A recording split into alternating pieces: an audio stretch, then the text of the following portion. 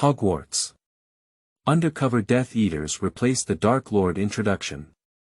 There are 3 rules for undercover agents. Firstly, never be impulsive. Secondly, absolutely achieve the task goal. Thirdly, one must never engage in genuine emotions. Lykos couldn't do anything. He had just traveled to Hogwarts when he realized he had become an undercover agent for the Death Eaters. After finally gaining Voldemort's trust, a group of people suddenly came to Lykos and told him that he was actually a dark line planted by Grindelwald's witch party around Voldemort. Lykos. He finally realized that being an undercover agent had no future. Magic is power, and there is nothing that a deadly spell cannot solve. If there are, then 2 rounds. Chapter 1. People at Hogwarts, called to the office by Quirrell at the beginning. You are listening at novel full.audio. Hannah Abbott. A voice full of vitality resounded in the magnificent auditorium. Then came a little girl with a rosy face and 2 golden braids, stumbling out of the queue and putting on a patched, wrinkled pointed hat. For a moment, the edge of the hat suddenly cracked open with a wide slit, like a mouth, Hufflepuff. This hat actually spoke up. The hall was filled with cheers and applause like a tide, and the blushing girl took off her hat and excitedly ran towards the long table on the far right. In the noisy atmosphere, no one noticed that in the queue of freshmen in front of the auditorium, there was a boy with black hair and dark golden pupils, his lips slightly open, staring blankly at everything around him. Thousands of candles hanging in the air, for long tables filled with sparkling golden tableware, semi-transparent ghosts wandering around, a hawk-nosed wizard with greasy hair, and a kind old man with a long white beard in the center of the table. Is this Hogwarts? Did I travel through time? The boy blinked his eyes, and absurd, surprising, and panicked emotions took turns floating in his heart. He never dreamed that he would come to this magic school that only exists in books and movies, and become a little wizard attending the division ceremony. As a seasoned fan who has read the original work and watched a series of movies, he quickly adjusted his state of mind. Although the safest Hogwarts in the world experiences corresponding accidents every year, these issues revolve around the Savior Trio. As long as he can stay away from the trio and strive to improve his magical abilities in colleges other than Gryffindor, with the advantage of foresight, at least it is not difficult for him to maintain his safety. But the problem now is, so who am I? As the young wizards walked out of the queue, put on their wrinkled branch hats, and sat at different long tables, the boy's eyebrows twisted together in distress. His mind was completely blank. There is not a single memory left for him from his predecessor, and now he knows nothing even about his own name at this moment. Professor Maleva McGonagall, dressed in an emerald green robe, pronounced out his next name. Lexus Hayden. The air in the auditorium fell silent for a moment. The whole audience looked eagerly at the new students lined up, speculating in their hearts which college the next wizard from the branch would join. However, these young freshmen lined up like timid lambs, ignoring and indifferent to Professor McGonagall's name call. Professor McGonagall pursed his lips and gave a serious glance at the queue of new students, raising his voice and shouting. Lexus Hayden. The black-haired boy saw no response, so he tentatively took a step forward. Subsequently, he immediately turned around with a guilty heart, repeatedly checking if there were any other little wizards who were also preparing to go and put on the sorting hat. Mr. Hayden, please move faster. Professor McGonagall's lips pursed into a line and urged the boy sternly. Oh. Okay, Professor. Finally, Lexus confirmed his name. He responded while suppressing his nervousness or surprise, and stumbled towards the 4-legged stool in front of the auditorium. Professor McGonagall looked a bit anxious, but still squeezed out a smile on his serious face, pulled Lykos by the arm and pulled him onto the chair, comforting him. Relax, soon you will be assigned to a suitable college. Immediately afterwards, Lykos felt a hat on his head. As one of the founders of Hogwarts, Gryffindor's hat, the sorting hat is clearly more than just a little larger for the little wizards. The wide brim of the hat directly covered Lykos's eyes, and the rough and dry touch on his forehead and ears, with a faint musty smell of old clothing piercing his nose. "Oh, little one, you look a bit nervous." A faint sound sounded in Lykos's ear, a bit unpleasant, like a male duck in a pond. "Don't worry, as the greatest hat in the magic world, my magic hat will soon." Hiss. The rooster's throat of the Sorting Hat came to a sudden halt. "Wait a minute." Its voice sounded like a duckling being choked on its neck. "Where did you learn the brain sealing technique, little one? Isn't this adding difficulty to the division work of this magic hat?" Lykos opened his mouth, unsure if he should say something. He did know that the Sorting Hat used the magic of telepathy to explore memory and explore the personality of the little wizard, but why did it suddenly mention brain sealing? No matter how skilled the brain sealing technique is, it won't make anything in this magic hat impossible to see from your brain. The Sorting Hat kept muttering in Lykos' ear, unless you are a natural brain blocker spellcaster. It suddenly shouted in Lykos' ear, startling him. "That's it, will my demon hat's 1,000-year branch career encounter Waterloo today?" "I don't quite understand." Lykos shook his head slightly and whispered to the hat above his head. In simple terms, this magic belongs to your innate talent." The Sorting Hat explained confidently. For those who were unable to discern Lykos's personality, the Sorting Hat seemed to be frustrated. It was only after hearing Lykos's question that some face was regained, so the explanation was very detailed. As is well known, wizards can master their casting skills through systematic learning and training, while some gifted wizards do not need to learn and can cast powerful magic from birth. These innate skills are often more powerful than those acquired through training, so I can't see anything in your mind. Alas, how can I divide the academy for you at www.zhaozuiyuan.com? So it's like this. Lykos' eyes lit up. He was just a little worried that his time traveling would be discovered by masters like Dumbledore and Snape who were mesmerizing, but since he was born proficient in brain blocking, he had fewer worries. "Since you can't come up with a solution, let's pick any college for me." Lykos' tone became lighter, "as long as it's not Gryffindor." In order to stay away from the group of 3 saviors, Lykos also put in a lot of effort. Not going to Gryffindor, right?" The Sorting Hat said in a deep voice, "I understand now. As expected by my magic hat, your personality has been fully revealed in our communication." Slytherin. Lykos heard a wave of applause and cheers coming from the left front. He slowly exhaled, then took off his long chattering hat and handed it back to Professor McGonagall, walking towards the long table filled with green collars and scarves. At this moment, there was a sudden clang from the professor's seat. Lykos instinctively turned his head and saw a professor wearing a purple headscarf knock over his cup, spilling almost all his drinks in front of the man sitting on his right side. "Yes. I'm sorry, Professor Snape. I'll clean it up," the professor with the purple headscarf stuttered in apology. Lykos saw him take out a dirty handkerchief and tremble as he unfolded it, with one side of the handkerchief facing directly in Lykos's direction. At that moment, Lykos suddenly widened his eyes. Piecing together a few large characters from the pattern on that handkerchief, "Come to my office tonight." Chapter 2 Malfoy. Report my name, I cover you. You are listening at novelfull.audio. Lykos stared blankly at the professor with the purple headscarf, only to meet his cold gaze, which was completely different from his trembling movements and expressions. "Professor Snape, I'm really sorry." "Meaning?" With just one glance at Lykos, the professor with the purple headscarf immediately regained his trembling state and kept nodding and bowing to the man beside him. "Shut up." The man with greasy hair and hooked nose beside him impatiently lifted his wand, and the spilled liquid immediately disappeared.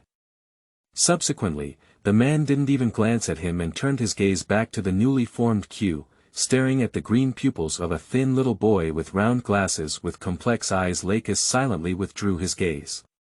The stuttering of a purple headscarf and the hooked nose of greasy hair made him quickly realize the identities of these 2 professors. They are Professor of Defense against the Dark Arts, Quirrell, and Professor of Potions, Severus Snape. This discovery left Lykos in a state of turmoil. Because he is well aware of the identity of Quirrell, who is a hidden Death Eater. Even the biggest villain boss, Voldemort, is now attached to Quirrell's headscarf. However, is it such an extremely dangerous guy who actually wants Lykos to go to his office at night? Lykos felt very uncomfortable. He sat at the end of the Slytherin's long table with a restless mind, greeted his senior classmates with a stiff smile, and then stared at the empty plate in front of him in a daze, appearing out of place with the noisy atmosphere in the auditorium. Lykos realized that this journey seemed not so easy, and it was not something that could be easily solved by being far away from the Savior trio. I heard that the guy who delayed us for 10 minutes is sitting here. Just as he was in a daze, Lykos suddenly heard a slow, lingering voice in his ear. He turned his face and saw a boy with a pale face and light golden hair. Even though the boy was standing on the side looking down at Lykos sitting in the seat, his chin was still raised and his gray eyes rolled down hard to see Lykos. For this, he even rolled out half of his eyes, but it seemed a bit comical. Not only that, the boy also had two large and chubby figures standing on either side. Before seeing these chubby guys, Lykos couldn't believe that an 11-year-old child could be so fat. Lykos almost immediately concluded that these three little wizards, who were thin, fat, and two little wizards, were Draco Malfoy and his two attendants. Is there any problem? Lykos asked casually. He is now completely focused on Quirrell and Voldemort, with little time to deal with a spoiled young master. I'm a bit curious why it took more than 10 minutes for you to be assigned to Slytherin, Malfoy continued with his chin raised. That hat didn't touch my head and you could tell I belonged here. His face showed a very proud expression, and the two attendants around him applauded very cooperatively. Perhaps I also have traits from other colleges, Lykos said casually as he glanced at Malfoy.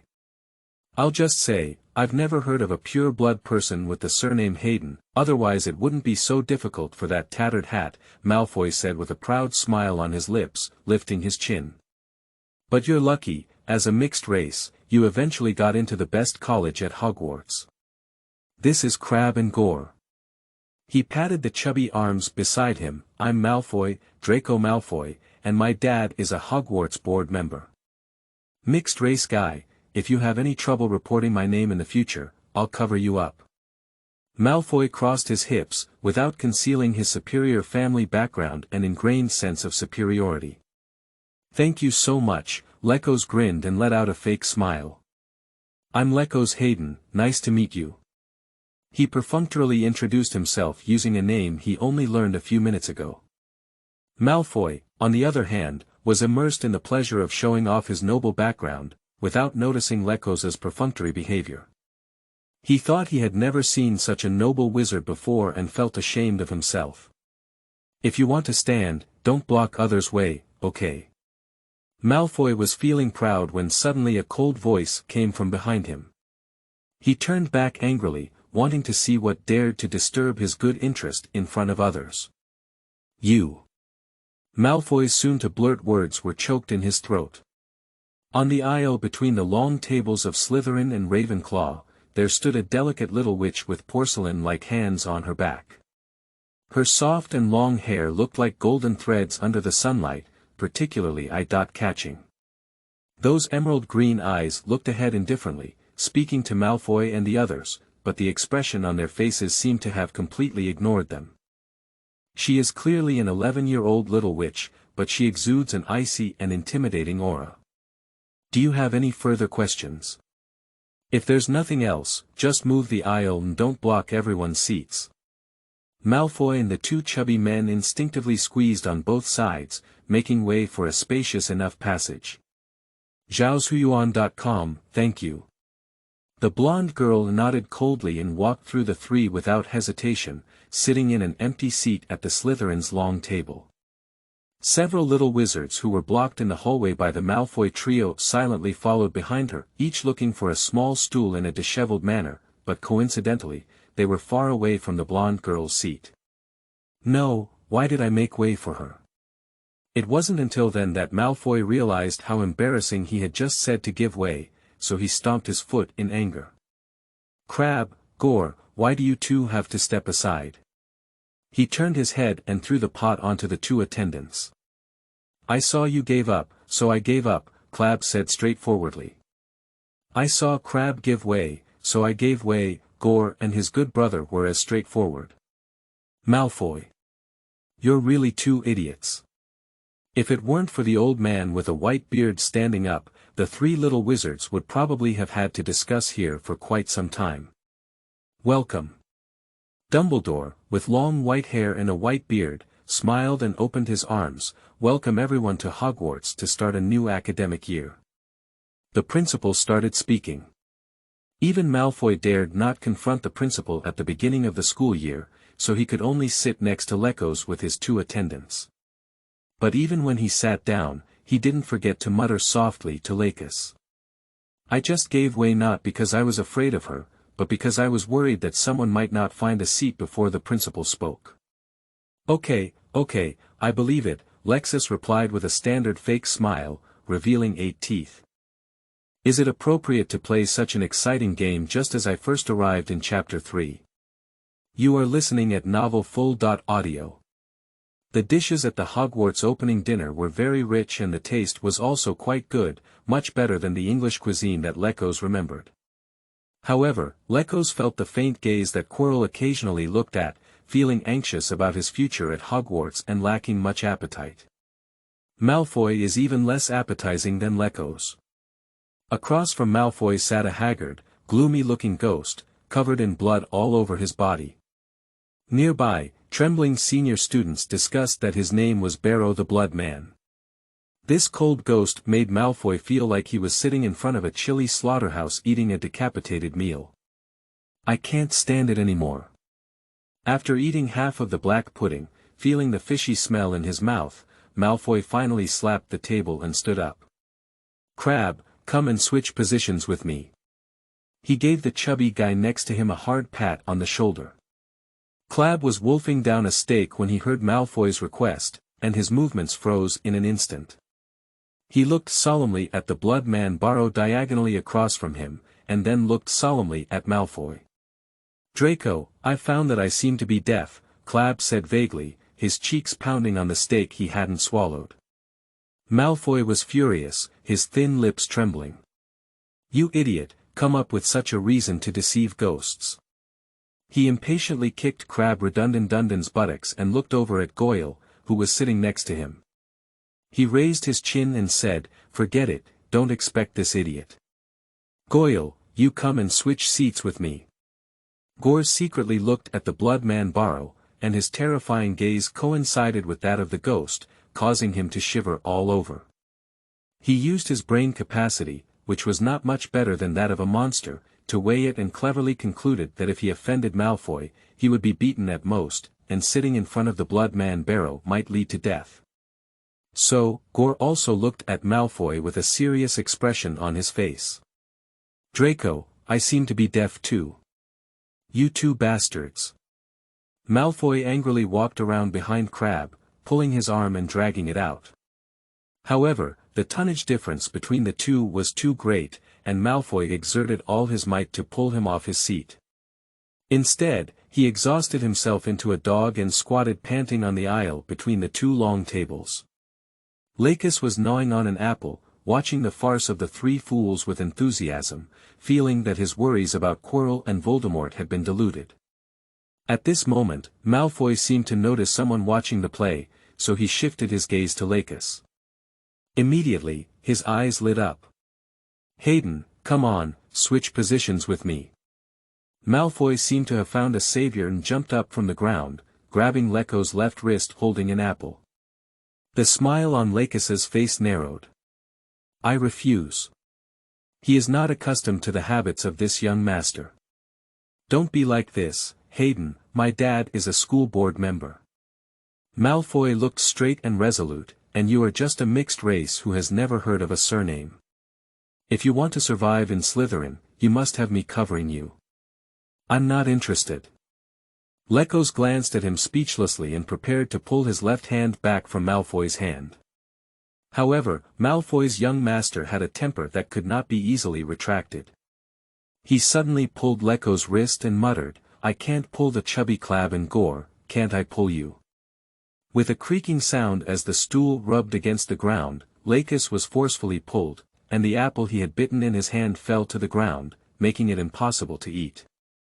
Now Lykos was also a bit angry. He forcefully pulled his hand back and stood up, staring coldly at Malfoy. "It's not over, is it?" he said coldly. Malfoy looked at the anger in Lykos's dark golden pupils and was suddenly frightened. "No.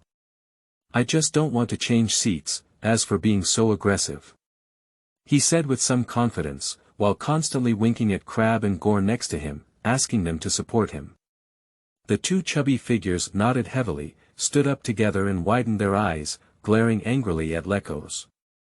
Crabbe and Gore, two huge chubby figures, stood on the aisle next to the long table, firmly blocking a passage.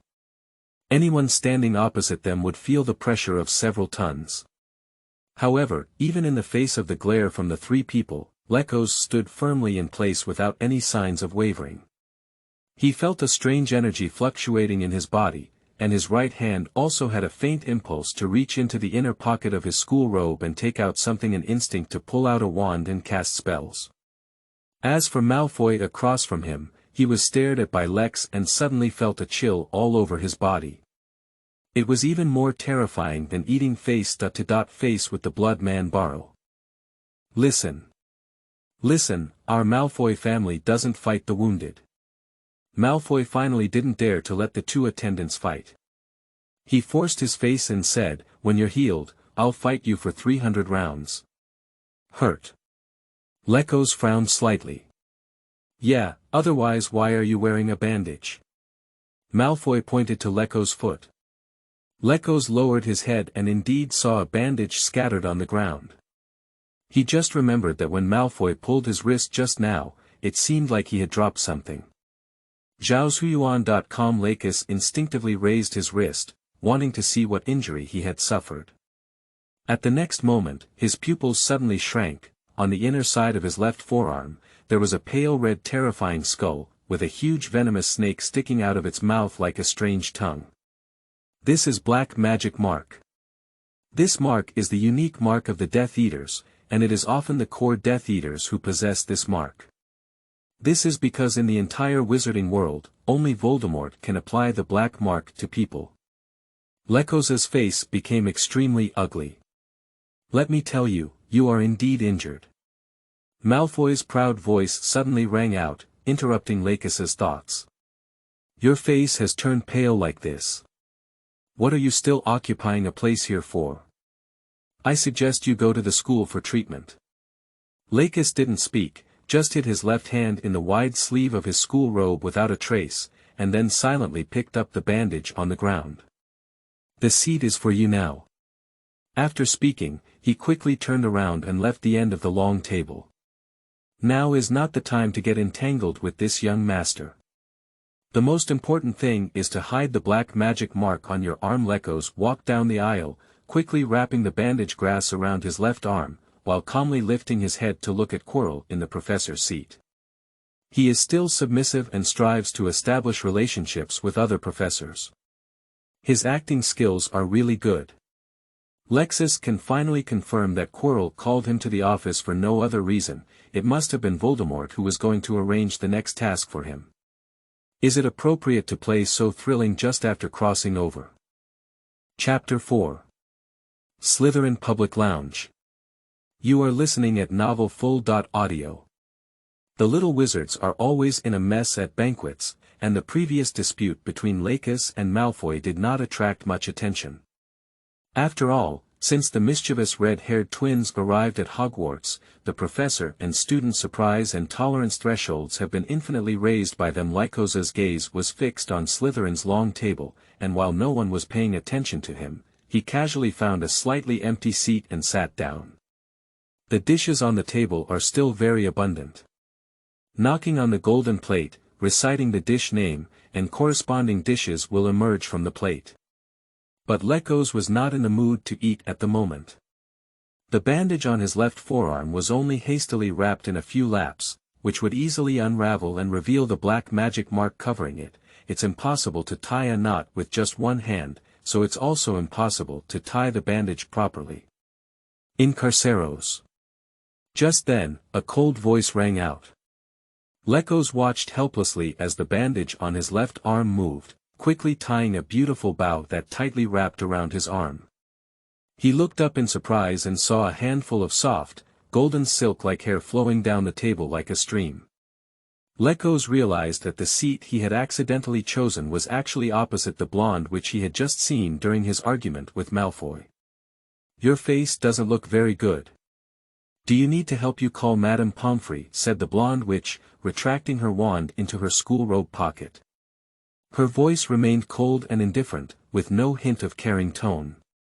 "It's okay, I'll take a break and get better." Lykos shook his head and withdrew his left arm into his sleeve. Subsequently, his face naturally shifted the attention of the other person away from his arm through self-introduction. "Thank you for your help. I'm Lexis Hayden, and you?" "Cassandra Worley." The blonde witch nodded and calmly averted her gaze. Seeing that she had no intention of delving deeper, Lykos breathed a slight sigh of relief. However, before he could completely let go, Cassandra's cold voice suddenly rang out again.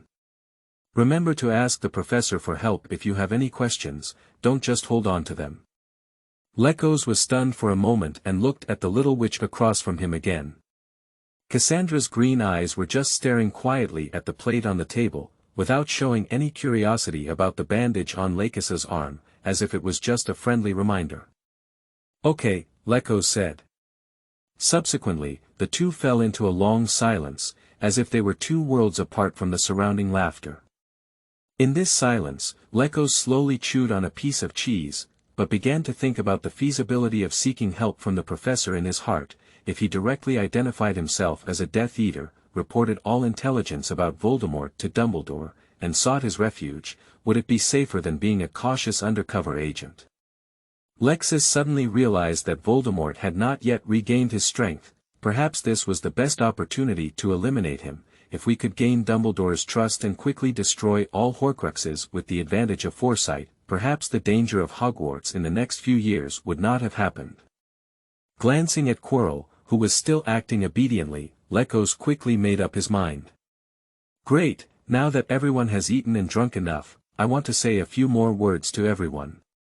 When Dumbledore stood up again, all the food on the plate disappeared completely, except for the food residue at the corner of a few little wizards' mouths, which could prove that they had just enjoyed a feast. "At the beginning of the semester, I want to raise a few points of caution for everyone," said Dumbledore. "First-year students should be aware that all trees on campus are strictly prohibited from entering. Some of our senior classmates should also remember this." Lykos saw him glance at Gryffindor's mischievous rascals. "Furthermore, the administrator Mr. Filch also asked me to remind everyone not to cast magic in the hallway during breaks. The review process for Quidditch players will be held in the second week of this semester. Students who are interested in participating in the college team should contact Mrs. Hodge. Finally, I must tell everyone. Those who do not wish to encounter accidents or suffer tragic deaths, please do not enter the corridor on the right side of the fourth floor." When Dumbledore said the last thing to pay attention to, Lexis stared at Quirrell's expression and noticed a sudden change in his gaze. However, Lykos quickly shifted his gaze away. He had already decided to tell Dumbledore about Voldemort's intelligence, so the fourth-floor corridor used to protect the Philosopher's Stone became irrelevant. "Now, before everyone goes to bed, let's sing the school song together," Dumbledore said happily. He flicked his wand lightly, and a long golden ribbon flew out of the tip of the wand, twisting and coiling lines of text like a snake over the high dining table. As expected, most professors and senior students froze in expression. Zhaoshuyuan.com. Everyone chooses their favorite tune. Dumbledore's interest was high, however. Prepare, sing. After singing the tuneless Hogwarts school song with the senior students in 708, Lykos stood with all the new students in Slytherin and followed the 5th grade prefect towards the Slytherin public lounge. Unlike the Gryffindor and Ravenclaw lounges located on the high tower, the public lounges of HECPAC and Slytherin are located underground at Hogwarts. The public lounge in Slytherin is even more unique, built directly at the bottom of Black Lake, and even the spiral staircase leading to the castle dungeon takes nearly 10 minutes to walk. Along the way, green torches were burning on the rough stone walls, with dim light and occasional ghosts passing through the hallway, as if walking in a haunted house. If it weren't for the little wizards gathering together and offsetting a lot of fear, perhaps there would have been fragile new students who would have been scared to cry. Remember, the password for the public lounge is blood. Walking into an arched underground corridor, the prefect stopped facing a wall. After the command was given, a lifelike stone snake suddenly climbed up from the wall, startling the little wizards. As the large snake arched its massive body, a stone gate suddenly emerged, and the snake's body curved into the frame of the stone gate, fixed on the wall. Keep up, I will take you on a brief tour next. The freshmen followed in the footsteps of the prefect and entered the entrance of the Slytherin public lounge one by one. However, no one noticed that a little wizard with black hair quietly left the queue of new students after taking down the command. Chapter 5. Unbreakable Oath. You are listening at novel full.audio. Without anyone noticing, Lykos quietly left the newly formed team. Since he has decided to report Voldemort's intelligence, he naturally wants to hand it over to a 100% reliable person. This is not a difficult problem for Lykos, as he is also familiar with the plot direction and understands which professors are trustworthy. At the same time, he also understands the inside story and is willing to trust him. One of the suitable candidates was not far from the Slytherin public lounge, and Lykos recently passed by his office with the new team. Dong dong dong. Standing in the cold corridor, Lykos knocked on a door. It's time for a break now. If you have anything to do, go find the prefect. A light and greasy voice came from behind the door, with an impatient tone. Professor, I have something very important to report to you, Lykos said, suppressing his nervousness. It has to be said that the professor in the door is notorious for his bad temper. If it weren't for the fact that other good-tempered professors were not aware that Voldemort had not yet died, and that going to Dumbledore's office required a command, Lykos would not have chosen to face such a difficult-to-speak professor. With a creak, the door in front of me suddenly opened. You better really have something very important to do, the light and ethereal voice rang out again. Lykos took a deep breath and slowly walked into this office. The office was very dim, with many large glass jars placed on the shelves along the wall. The jars were filled with sticky, eerie, and nauseating things, resembling fragments of animals and plants, floating in different colored potions. A man with greasy hair and sallow skin stood up from behind a table filled with bottles and jars. He has a large hooked nose on his face, and a wide black robe floats behind him as he moves. In this dimly lit office, he looks like a huge bat. Good evening, Professor Snape, Lykos walked up to him and said with a forced calmness. New student. Snape frowned. He never expected that his office, which was often neglected, would be visited by a new student on the first day of school. Yes, Professor, I was assigned to Slytherin by the Sorting Hat, Lykos said. Of course I know which college you are from, otherwise I wouldn't let you in, Snape sneered and stared at Lykos with deep eyes.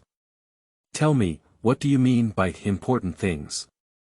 Lykos nodded, slightly organized his language, and then prepared to reveal Voldemort's intelligence. Actually, foo. Before Voldemort could utter his 3 words, Lykos suddenly felt something stuck in his throat, and his subsequent words were all stuck in his throat. At the same time, Lykos's mind began to buzz, and the black mark on his left forearm also caused severe pain, as if a knife was scraping fiercely on his muscles. There is a curse originating from deep within the body warning him.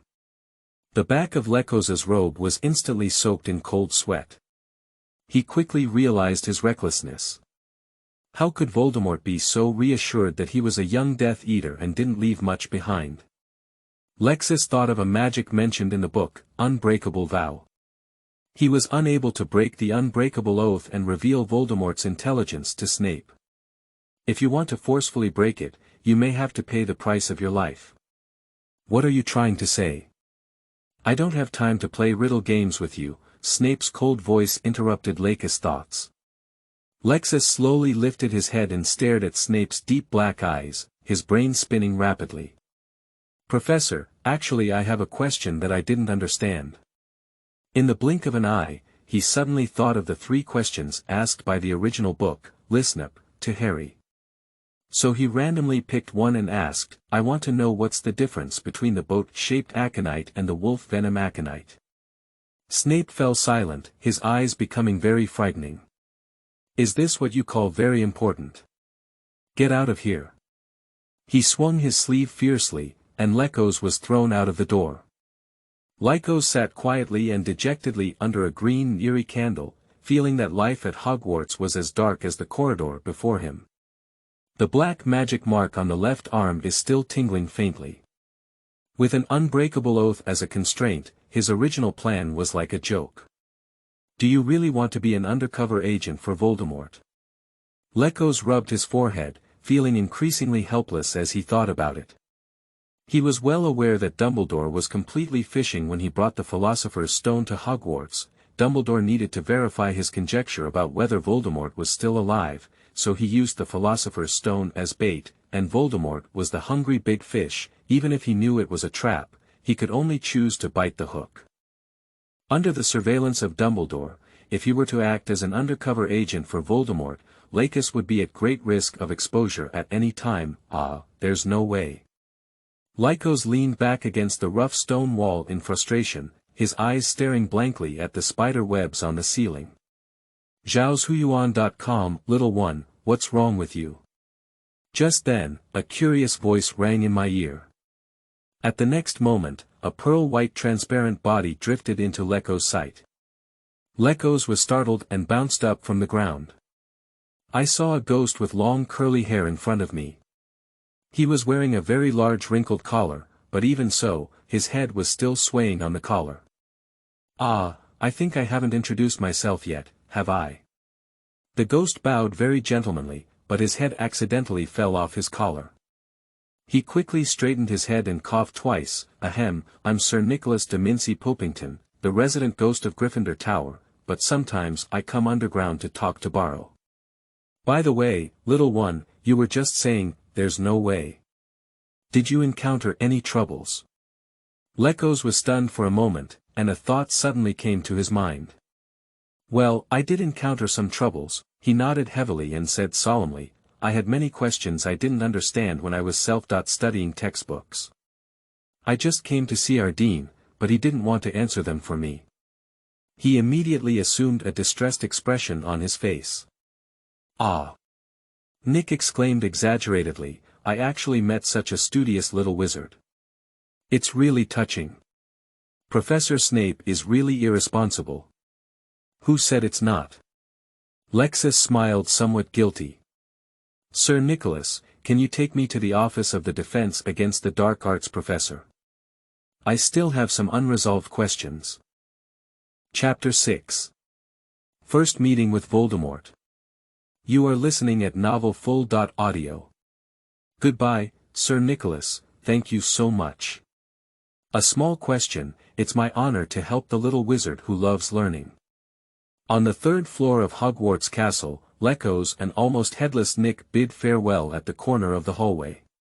After watching Nick leave, Lykos breathed a slight sigh of relief. The layout of Hogwarts is simply too complex, and one may accidentally take the wrong path, even being taken to some strange places by the flying stairs. Except for the twins Fred and George, even senior students dare not say they can wander around the castle without getting lost, let alone a little wizard like Lykos who has come to Hogwarts for the first time. Fortunately, he encountered a kind-hearted ghost, almost headless Nick, and it was only then that Lykos successfully arrived at the office of the Defense Against the Dark Arts professor on the 3rd floor of the castle. Before entering the door, Lykos smelled a strong garlic smell at the office entrance. Dong dong dong. He knocked on the door, feeling much more nervous than when he knocked on Snape's office door. Who is it? Quirrell's stuttering vibrato came from the office. Professor, it's me, Lexus Hayden, Lexus said in a calm tone, suppressing his nervousness. Come in. Quirrell stopped stuttering and his tone became cold. Lykos pushed open the door and walked into Quirrell's office. Compared to Snape's office, Quirrell's office is slightly brighter, with many candles lit. There are several masks of African tribes hanging on the walls of the office, and next to them is a large bookshelf. Inside, there are not only books, but also things that seem to be skulls, all of which reflect the harvest of Quirrell's previous year of travel. A young man wearing a purple headscarf and a pale face sat on a sofa, staring straight at Lykos. You're late, Quirrell said coldly after a moment. I'm sorry, Professor, Lykos explained calmly, I'm not very familiar with Hogwarts Castle and didn't find my way at first. Well, I understand. I got lost on my first visit to Hogwarts. Quirrell nodded casually and picked up a kettle. Do you want something to drink? Lykos adhered to the principle of saying more and making more mistakes, but shook his head without speaking.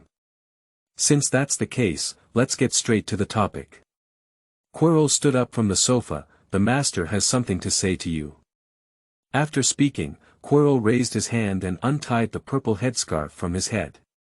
He casually threw it onto the blanket on the side, revealing his bald little head as the headscarf faded away. Then, he gave Lykos a strange smile and slowly turned around in place. Lykos's pupils were trembling. Even though I have seen all the descriptions of Voldemort's face in books and movies, it is not as terrifying as I have seen it with my own eyes. In what was supposed to be the back of Quirrell's head, there was a face, an unimaginable and terrifying face. The color of that face was as pale as chalk, with bright red eyes emitting light, and two slender, snake-like nostrils below them. Lexus, good kid. The face spoke, hissing like whispers and like a venomous snake spitting out a message. Lykos's brain was almost blank. But he knew it was not the time for silence, so he struggled to open his mouth and lowered his head to say hello. Lord Black Demon King. Don't be so nervous, Lexus. Voldemort tried to make a kind expression on Quirrell's head, but on this terrifying face, it appeared even more nauseating. You are the child I trust the most, Lexus. As I have said, you are very similar to me. Whether it is your magical talent, personality, or even appearance, you look just like me. I have always cultivated you as my successor. When he heard Voldemort say that the two looked alike, Lykos looked at his ugly face and almost screamed in terror. Then he suddenly realized that Voldemort was talking about his youthful appearance, and he should still be handsome. Lexus quietly breathed a sigh of relief. I understand, sir, he said. Very good, very good. Voldemort said in a hoarse voice, you should be aware of our goal. To obtain the Philosopher's Stone. When I restore power with the Philosopher's Stone, you will be the next Dark Lord. Lykos sneered at Voldemort's painted pancakes, but on the surface, he still had a respectful expression. Lexus, you can hear clearly below. I suspect the Philosopher's Stone is placed in the fourth-floor corridor that Dumbledore mentioned, and he will definitely set up extremely tight defenses there. Remember, you're just a newcomer, you need to ensure that your identity won't be leaked. I don't need you to go to the corridor on the fourth floor to help me investigate intelligence, this is Quirrell's mission. Your mission is to spread rumors and create opportunities for Quirrell. Don't let the castle administrator find out he's sneaking into the restricted area of the fourth floor corridor. Do you understand? Lexus nodded lightly. If it were just a diversionary tactic, giving Quirrell the opportunity to create a castle night tour. Perhaps it wouldn't be too difficult. Hope reignited in his eyes, and he felt that there was still room for operability at zhaozuiyuan.com. Go ahead, don't stay here for too long, be careful not to catch Dumbledore's attention. Voldemort said hoarsely. After saying these words, he closed his crimson eyes and his features turned into 5 fierce wrinkles on the back of Quirrell's head. Quirrell turned around and smiled at Lykos. Go back early, Lexus. Maybe you can enjoy a few more days of campus life. When Lykos returned to the Slytherin public lounge, a group of freshmen were being organized by the prefect and gathered by the fireplace for a symposium. Malfoy stood on a stool, blushing and saying something. Crabbe and Gore stood on the side, occasionally applauding and cheering for their leader. A few new little witches sat on the carpet, eagerly listening to the speech of the young master of the pure blood family. Cassandra, with blonde hair, sat bored in a seat reading a book. "Hey, Hayden, where did you go just now?" Malfoy stood on the stool and saw Lykos walking in from a distance through the entrance of the public lounge, so he waved at him. "I can't believe you're in the same dormitory as Crabbe and Gore," he said proudly. "It seems like you're destined to be covered by me." As he spoke, Malfoy shouted loudly to the little wizards around him, "Did you hear me? Lexus Hayden, I'm covering it up." Lykos glanced at Malfoy, who was lost in his pride, turned his head silently, put on a "I don't know him" expression, and walked into the dormitory area on the side of the lounge on his own. A life and death crisis could come at any time. How could he have the mood to play with these carefree little wizards now? Chapter 7. Avada gnaws on Big Melons. You are listening at novelfull.audio.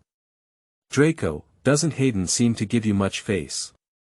In the Slytherin public lounge, a pure-blood wizard named Theodore Not joked at Malfoy. Malfoy frowned and jumped off the stool.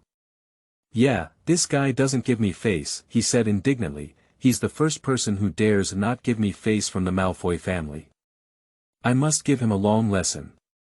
"Draco, have you forgotten what happened on the train this afternoon?" Chubby Gore whispered in Malfoy's ear. "Yeah, you reached out your hand to shake hands with the famous Harry Potter, but he didn't answer you," Crabbe reminded with a straight face. "Hayden wasn't the first one to give you face." Two chubby guys thought they were whispering reminders, but neither of them realized they had a loud voice. All the Slytherin wizards around heard their secret. When Crabbe and Gore turned their heads, they saw the freshmen and seniors around looking at them with excitement on their faces, and Theodore Nort burst out laughing. "What's wrong? Why are you looking at me like this?" Crabbe and Gore didn't realize what had happened yet, feeling very puzzled. "Malfoy. He lifted his foot and kicked the two chubby figures who were still in a state of anger. "Shut up, you two fools." While playing and frolicking with the two attendants in Malfoy, Lykos took the first step into the boys' dormitory area and found his own dormitory by following the name on the door sign. Lykos Hayden, Gregory Gore, Vincent Crabbe, Draco Malfoy. The dormitory consists of 4 people and 1 room, seemingly arranged alphabetically by surname, just like the order of the branch.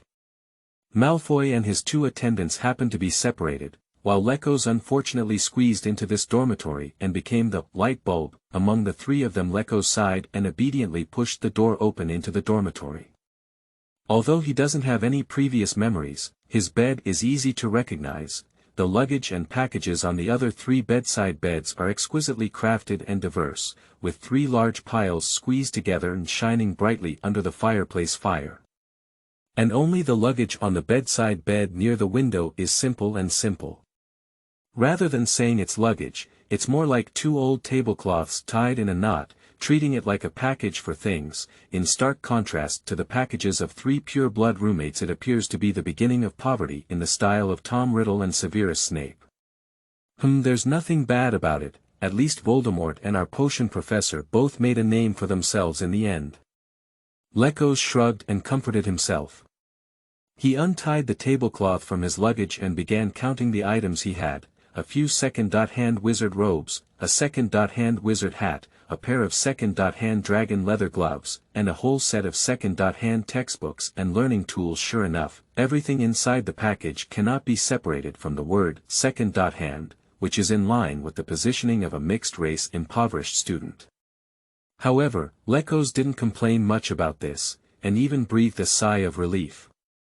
The condition of using all second-hand items is much worse than even the struggling Weasley family, indicating that his enrollment should be entirely thanks to Hogwarts subsidies. This eliminates the possibility that the predecessor had a close family. As expected, Lykos then flipped from under a second-hand crucible to an identity card of the Wu family orphanage. Lykos thought to himself that this kind of unrelated identity is extremely convenient for travelers, and no wonder novels always like to write about orphan protagonists. As for why Voldemort did not use his wealth to aid him, it is actually easy to understand. As an undercover agent, any suspicion of revealing his identity must be ruled out. After rummaging through his luggage, Lykos began to check his clothes. He vividly remembers that during the separation ceremony, he had an impulse to reach his hand into the inner pocket of his robe when facing off against the Malfoy trio.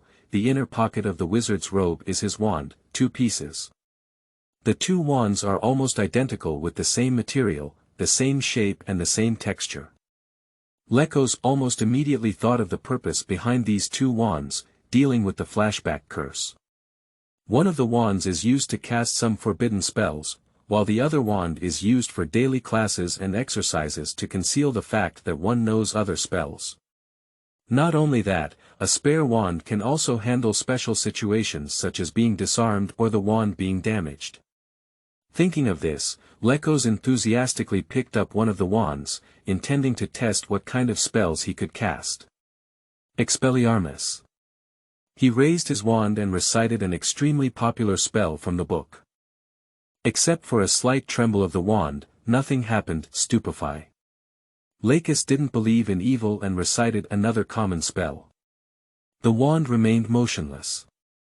The surroundings were quiet, except for the occasional trivial, crackling, sound of the firewood burning in the fireplace. Is it because these curses are more advanced?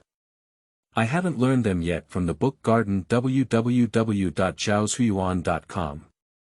Lykos frowned and aimed his wand at a book, replacing it with a simpler spell. Wingardium.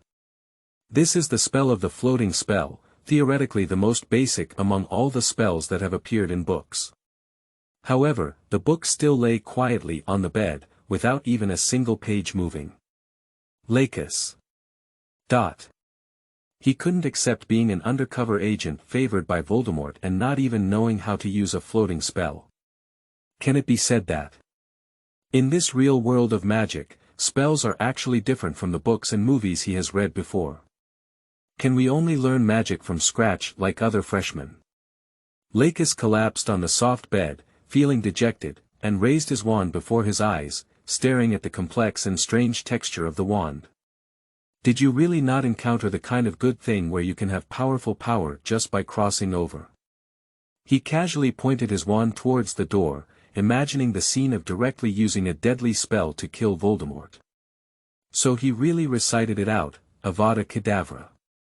However, as soon as this spell was spoken, Lykos realized that the situation was not good. While reciting the spell, the wand suddenly began to tremble violently. Immediately after, a dazzling green light shot out from the tip of the wand, piercing people almost unable to open their eyes, accompanied by a chaotic sound, as if an invisible giant was flying through the air. Lexus's brain became completely blank. The destiny curse has been successfully cast. Chapter 8 Malfoy. Why don't you cover me up? You are listening at novelfull.audio. 2 minutes ago, Malfoy was still playing with Crabbe and Gore. These 2 foolish followers actually leaked their embarrassing deeds, which made Malfoy feel very embarrassed. So he awkwardly bid farewell to the group of Slytherin wizards, pulled Crabbe and Gore aside, and then viciously beat them both up. However, these 2 chubby and thick fats act like a natural airbag, providing excellent shock absorption and anti-fall effects, resulting in Crabbe and Gore's extremely strong resistance to impact. After being beaten for a long time, Crabbe and Gore showed no pain at all, but instead exhausted Malfoy. Draco, are you tired? Why don't you take a break? Gore said thoughtfully as he looked at the beads of sweat on Malfoy's forehead. Yeah, Draco, you were just trying to grab a seat and didn't eat much, Crabbe said straightforwardly. Malfoy. He felt like a bath master, exhausted from bathing guests while enduring the humiliation of, didn't you eat, among them. Enough. Malfoy finally gave up his struggle and rubbed his sore arm. You 2 are our own people, and I have decided to forgive you. In fact, this is because even if he doesn't forgive them, he has no way to deal with these two chubby guys. Next, you two come with me to teach the other guys who don't give me face, Malfoy instructed. Let Hayden remember for now, and then go find Harry Potter tomorrow. Okay, Draco. No problem, Draco. Crabbe and Gore stood at attention with a straight face. Malfoy pretended to be an instructor and nodded with dignity, waving his hand. Let's go, head towards the dormitory area. When Lykos opened his eyes, he found that the dormitory door had been opened at some point. A little wizard with light golden hair was crouching on the ground, trembling and holding his head. His eyes were red, and his already pale face turned hard white into the color of the blood man borrow. Hi. Hi. Hi dang, I just wanted to give you a little lesson. I really don't have any other malicious intentions. Malfoy stuttered and spoke with a crying tone. I think you're the boss, can you not kill me? His tears still didn't hold back, flowing down from his bright red eyes and falling onto the carpet one by one. Lexus only realized what had just happened. He was originally experimenting with what magic he could do, but after repeatedly reciting spells without success, he casually recited the top 3 unforgivable curses, the most evil of which is the Destiny Curse. Surprisingly, the spell was cast successfully. I didn't intend to kill you, Lexus took a deep breath and shook his head calmly. By the way, what did you just say you wanted to do? You wanted to teach me a lesson. No. I don't have it. Malfoy shook his head like a tambourine. I really didn't know you knew you would use the death curse. He comes from a pure-blooded family with a Death Eater father and many black magic books, so he knows much more about the unforgivable curse than other little wizards. His often-mentioned school board father, Lucius Malfoy, told him from a very young age that the death curse was the most dangerous black magic that could only be used by extremely powerful black wizards. Draco never imagined that a newly enrolled student could unleash such a forbidden magic. Just now, the dazzling green beam was less than a finger wide from Draco's hair, and he had never felt so close to death. Bang! Suddenly, the half-closed dormitory door was kicked open. 2 chubby men tried to squeeze in from outside the door, but their bodies were too large to enter the dormitory together, so they got stuck at the door. Draco, I heard you're crying. Did that Hayden bully you? Don't worry, Draco, we'll come and save you right away. Even though they were stuck on the door frame, Crabbe and Gore put on an iron-faced posture, ready to rescue Draco from the hands of Lykos. Shut up, you 2 fools. Draco almost roared out, his voice sharp to the point of breaking. He was really afraid that the demon in front of him would not be happy and another deadly curse would strike. Crabbe and Gore had never seen Malfoy so excited that they forgot to speak for a moment. The 2 chubby bellies were still quietly stuck on the door frame, and the thick fat wrapped around a large piece of wall skin. Hayden, no, Boss Hayden, I really don't have any bad intentions, Draco pleaded earnestly as he faced Lykos again. I understand now, I can't cover you, boss. You should cover me up. Draco, why do you call him boss? Crabbe couldn't bear to look anymore and couldn't help but ask. You shut up. Draco roared angrily as he turned around. You two, hurry up and get out of the door frame for me. From now on, Hayden will be my boss, and my boss will be your boss. Do you understand?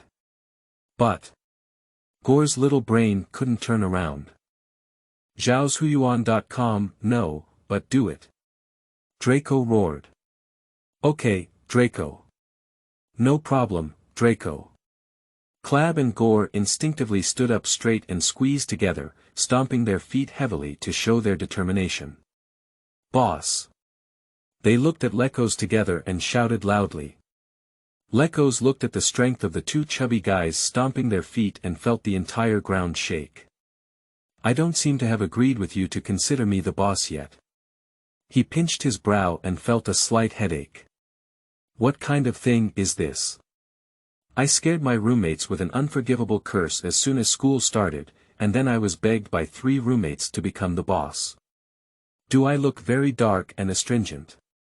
Oh, the Death Eaters were originally the dark society of the magic world, so it's okay. Lykos turned his gaze towards the door and found Draco still squatting on the ground, looking at him with a hopeful expression on his face.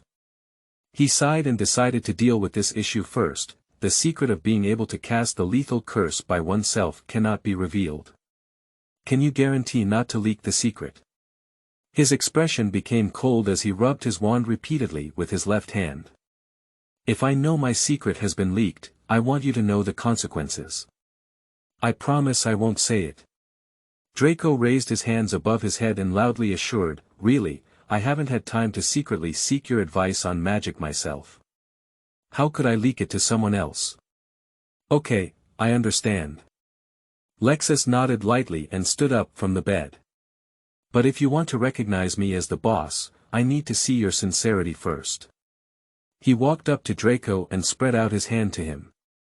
Why not? Pay some protection fees first to show it. Chapter 9. Dreaming of Voldemort. You are listening at novelfull.audio. Lykos is very satisfied. Other aspects may not be easy to say, but when it comes to money, the entire Hogwarts cannot find any students who have more pocket money than Draco.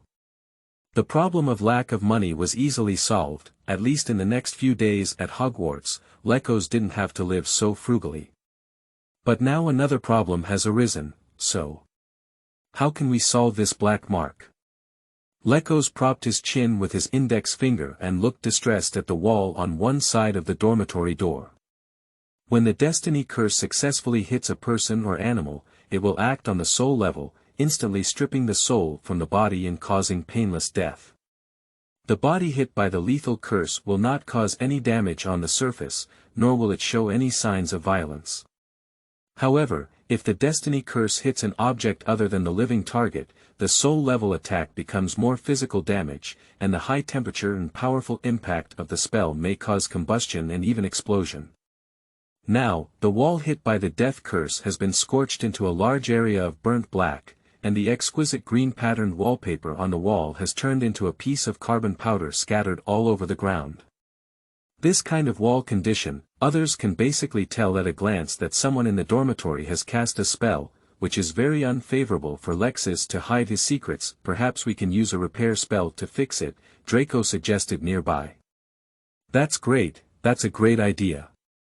Lexus turned his head to look at him. So can you repair the curse? I don't know. Draco's tone paused. Lykos shrugged his shoulders, lifted his wand in his hand, and tentatively read. Reparo. The wall in front of me remained motionless. It seems I don't know either. He spread out his hands and said to Draco. Draco stared at Lykos with wide eyes, feeling that his worldview had been challenged.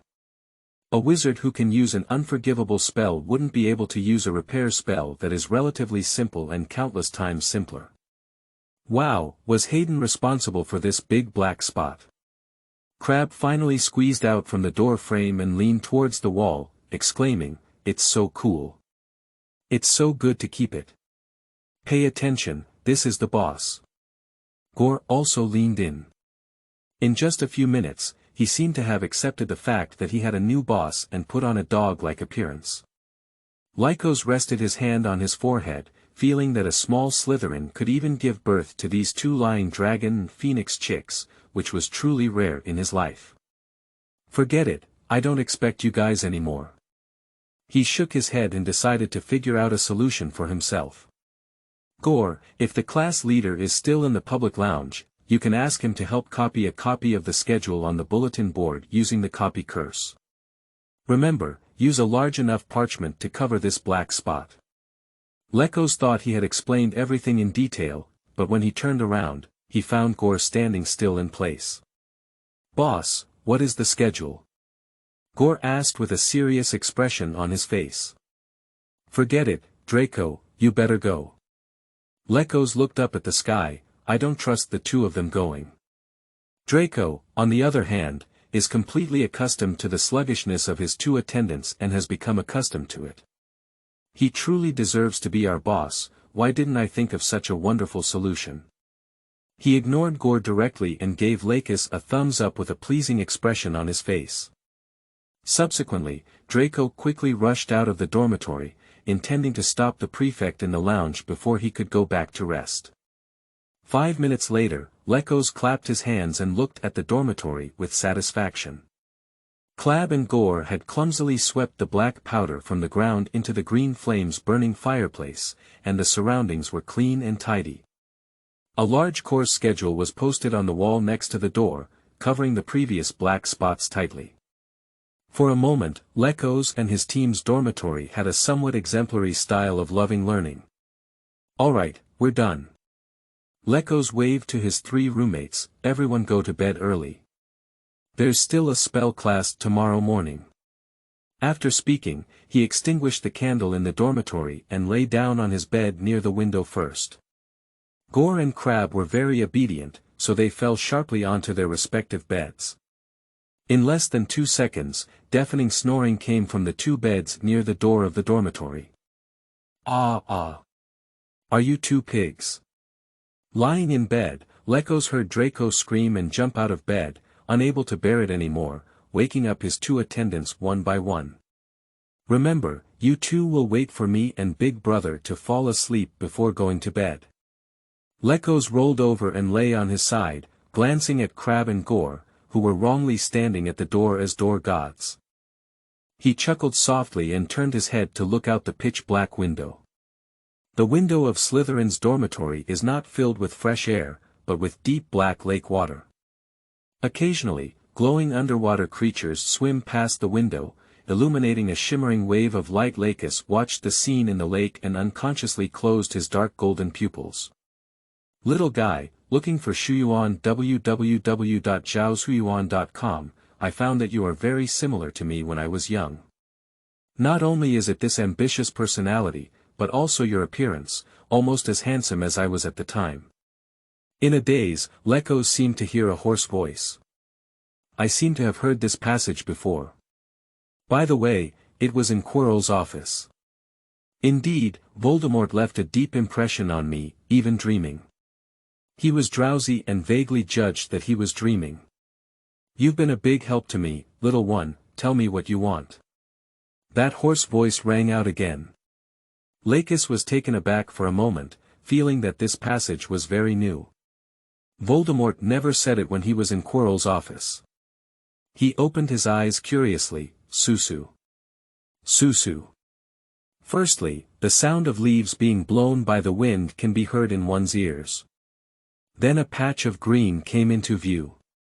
In front of me was a vast and boundless primitive forest, with cicadas and birds chirping incessantly, and the unique humid air in the forest was very pleasant to smell. "This is..." Lykos was stunned.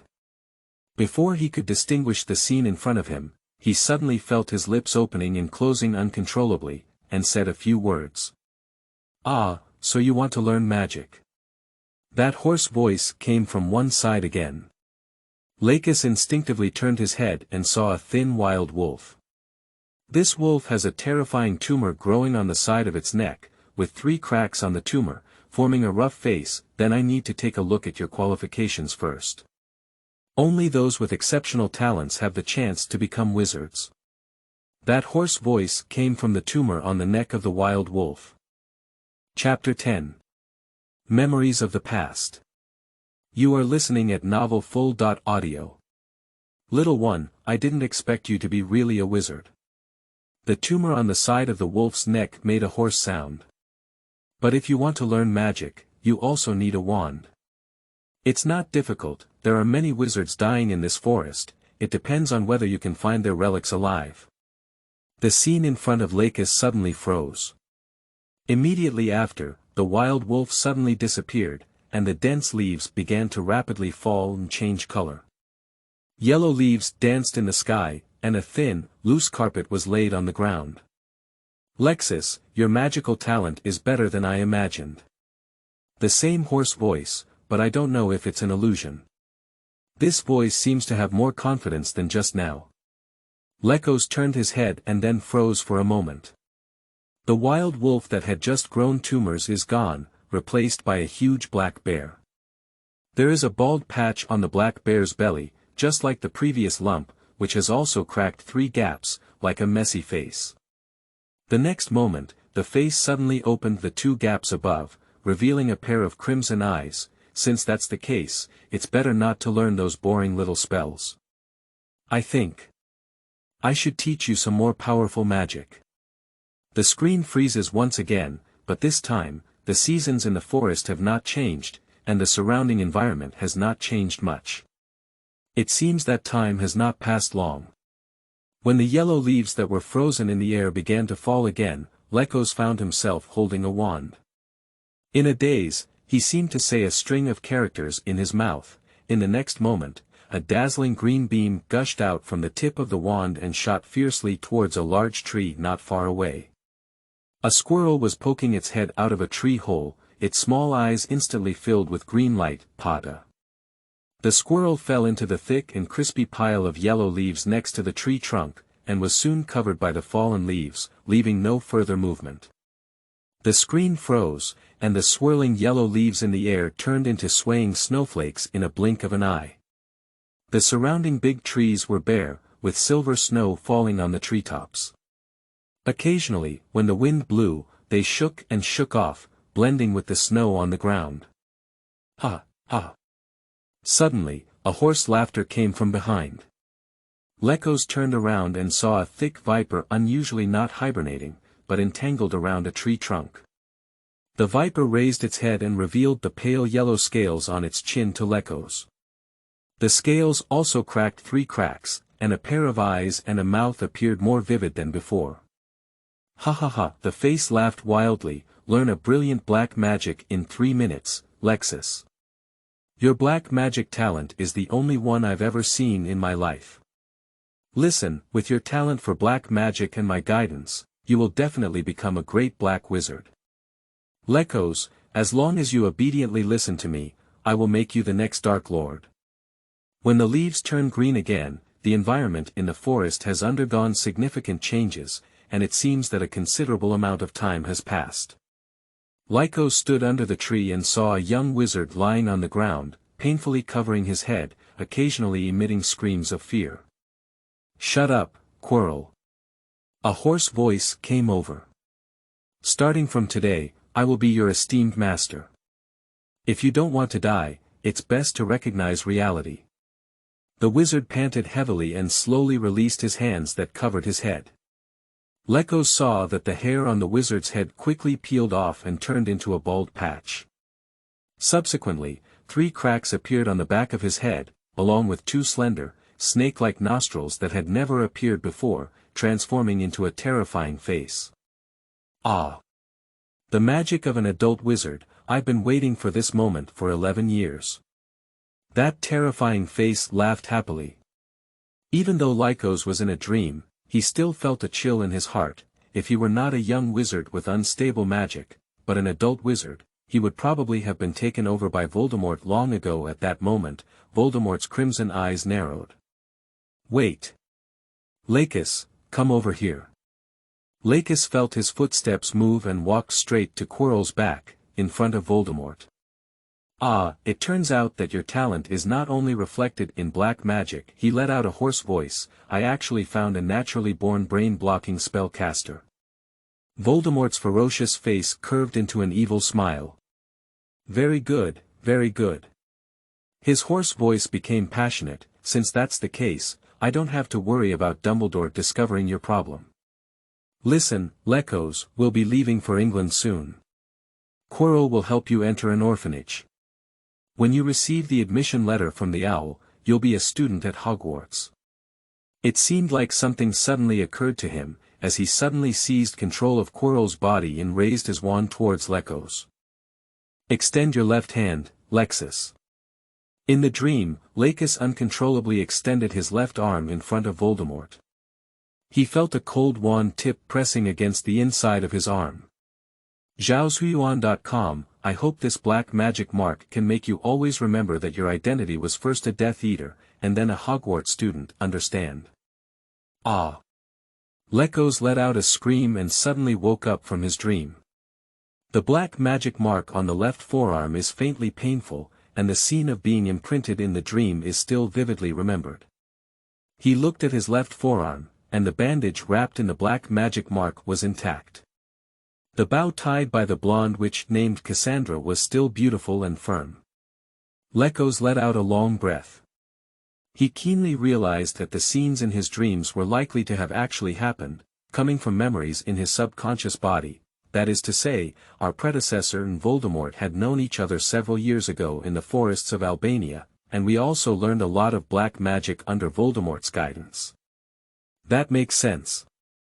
No wonder he was able to cast the complete lethal curse. It turned out to be a muscle memory from his predecessor. Lykos suddenly had a bright light in his eyes. In that case, he should not only know the curse of death, but also many other black magic spells. He stood up excitedly, thinking of finding a place to try other magic. At that moment, Draco sat up from the opposite bed in a daze. "Lexus, what time do we have our first class?" He raised his precious watch and glanced at it. It seems like 8:40 now. At the next moment, the two of them exchanged a glance and instantly regained consciousness. "It's broken, we're going to be late."